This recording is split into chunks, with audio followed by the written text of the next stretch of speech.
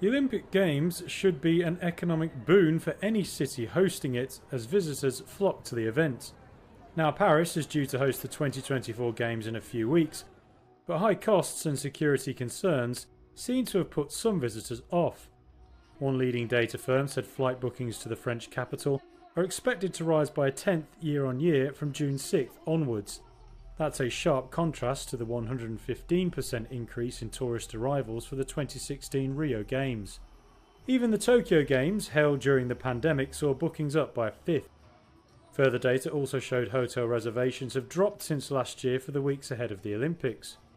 One US-based sports travel agent said it was the lowest bookings he'd seen in a quarter of a century for almost any sports event.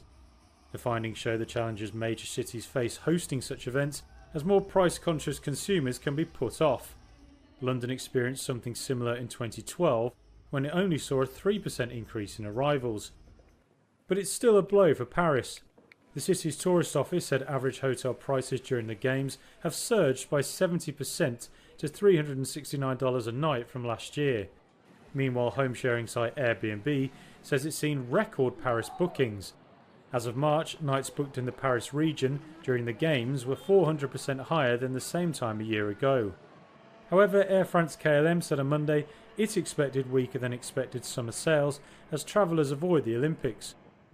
One luxury travel agency said clients had cited security worries as well as pricing as a reason to postpone trips. France is on its highest level of security alert, with the country also undergoing snap elections. The French capital's chief of police said last month Islamist terrorism is the main security worry. But some travel agencies hope there will be a last-minute rush for tickets and accommodation. They also think potential late discounts could draw crowds. One analytics firm said visitors may arrive by train or car and will not show up in flight data. Train operator Eurostar said ticket sales volumes to Paris for the Olympics and Paralympics travel period were up 7% year on year. The city should also be in for at least some financial success. One recent study estimated the Games would generate up to $12 billion in economic benefits to the Paris region. An uneasy calm hung over the Kenyan capital on Thursday. Armed police officers patrolling the streets of Nairobi as residents and businesses braced for potential fresh unrest.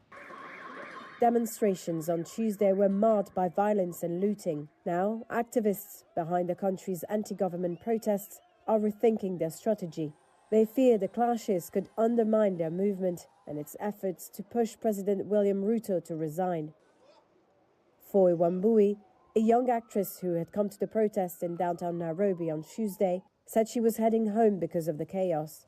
Over time, what has happened is so that the peaceful protesters are deterred from coming to town, and we are deterred from actually coming and practicing our civic duty. Some activists say the violence was the work of goons hired by politicians to either discredit legitimate demonstrators or advance their own agendas. We have seen now there's an increase of goons who are now being paid to come and just disrupt whatever we are trying to do. And it's very unfortunate, to be honest, because whatever we are doing right now, it's not just for the young people, it's not about the millennials or Gen Zs, it's for everyone. Some called on social media for demonstrators to take a step back and said the next planned demonstration on Thursday should not go ahead. Njoki Wamae is a Nairobi-based political scientist. It's no longer the movement that started, it's morphed to something else. But I think many young people are still on this. There are still many genuine Gen Zs, millennials on the street protesting. So I think this was maybe a strategy to end the protests, because once criminals are created, because clearly, once the criminals are created, the next thing is police will use even more high-handed techniques to get rid of them, probably even shoot protesters who are innocent as they fight the criminals.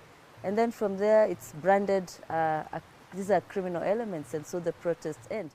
Kenya's government spokesperson did not respond to a request for comment.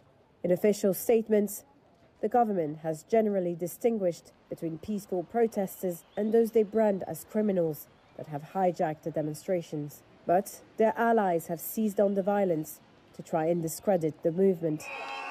The initial protests last month against proposed tax hikes were overwhelmingly peaceful, although the police fired tear gas and water cannon. The protests became violent as some people briefly stormed Parliament last week and the police opened fire, killing dozens. The next day, Ruto withdrew the tax increases, but protesters vowed to carry on, issuing a range of demands from anti-corruption measures to Ruto's resignation.